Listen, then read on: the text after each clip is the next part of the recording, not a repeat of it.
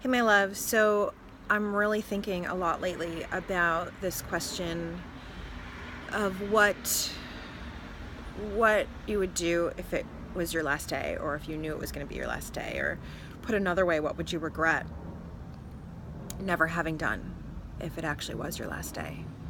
I'm thinking about that a lot lately because July's a pretty impactful month for me. Years ago,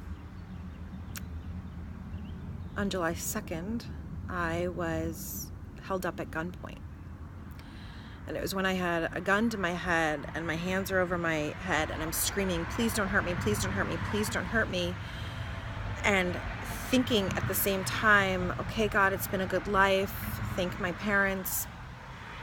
That some other voice came over me and said, oh no, you were put on this earth for purpose and you have to go do that, right? It was like when the gun was at my head was the moment that I realized I had to go pursue this dream that had been in my heart, this dream of inspiring you and empowering you, and that I had to do it even if I was scared, because I'd been sitting on this dream for so long.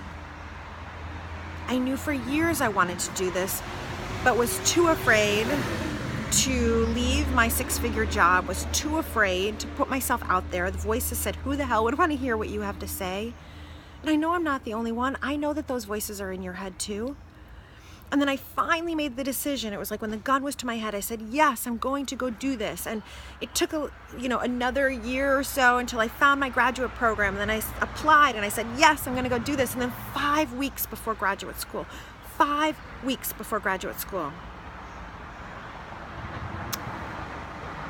I took a friend of mine out on my boat in Lake Erie. He had never been on a boat and he had never been on Lake Erie. And he told me he was a good swimmer. And we anchored the boat and he dove off. And he never came back up. And I'm watching him struggle. And I said, just swim up. It was like 15 feet away, and I tried to turn the boat to get him, and I tried throwing a rope. Ed, get the rope! Ed, get the rope! And he is not reaching for it, and the next thing I know, his head goes down. And I came to find out later that Ed's body had been chock full of cocaine. I couldn't understand, how did he go down so fast? And he had been apparently chock full of cocaine for weeks. He had been getting high and numbing out because his dream of going into the military had been squashed. He found out that he had a heart condition that was preventing him from going, and rather than saying, how else can I serve? What other way can I fulfill this dream? What else is possible? He basically decided to kind of take his life. Right? He didn't dive off to take his life, but he had been so full of drugs that there was no way he was going to survive. And so here I am left with two different kind of death or near-death experiences in the month of July that always remind me that life is short and that this is your time. This is my time. This is your time. And what are we sitting on our dreams for? Why did he wait until he was 42 to go into the military, the last year that you can apply? Why? Like, if you have this dream in your head, like one of my clients has had this dream of writing a book, right? And she's afraid. It's scary. You know how scary it is to put yourself out there? I put myself out there every day to you guys, and it's scary that no one will like me or someone's going to unsubscribe. That is scary. So she's been scared, and I said to her, your purpose is bigger than you. Like, listen up, my loves. If you have been given words for a book, it's because someone out there needs to hear it. If you have an art talent, it is because someone somewhere needs to see a painting of yours and feel that inspiration.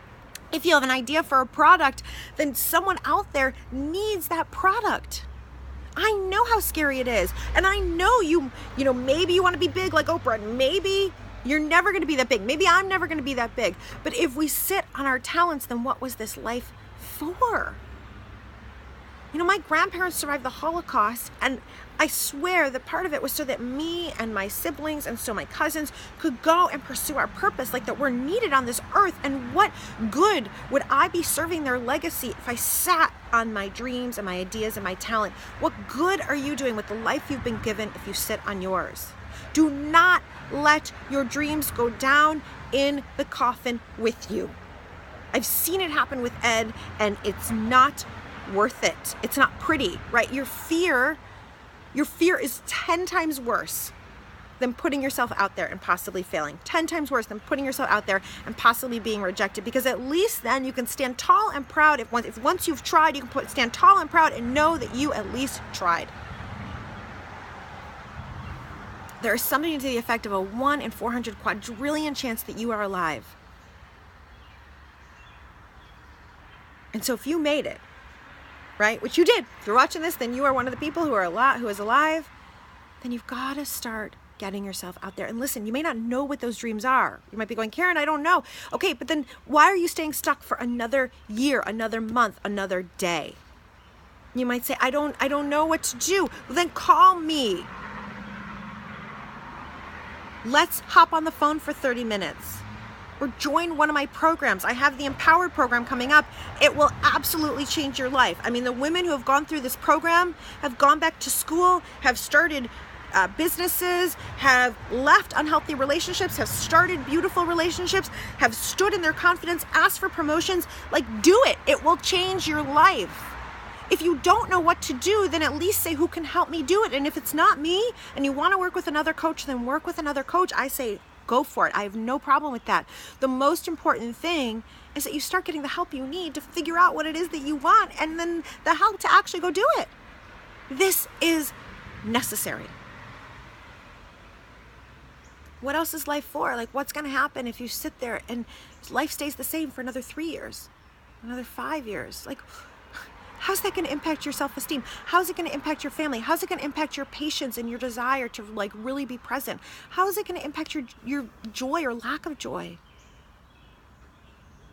I know what it's like to feel like there's something out there for you and not know what it is. And I know I needed help to go do it.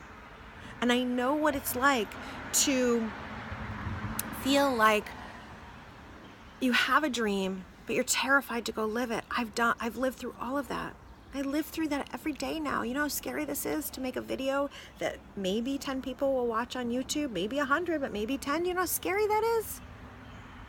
But I do it because I know what the alternative looks like. And the alternative looks like dying knowing that I never went for it. And that would be a waste of a life. So my love, please reach out to me, please. Or reach out to another coach. Check out my Empower program. It is that powerful. It will change your life. Or check out another coach's program. But whatever you do, take action today. You are worth it. I love you so much. Bye for now.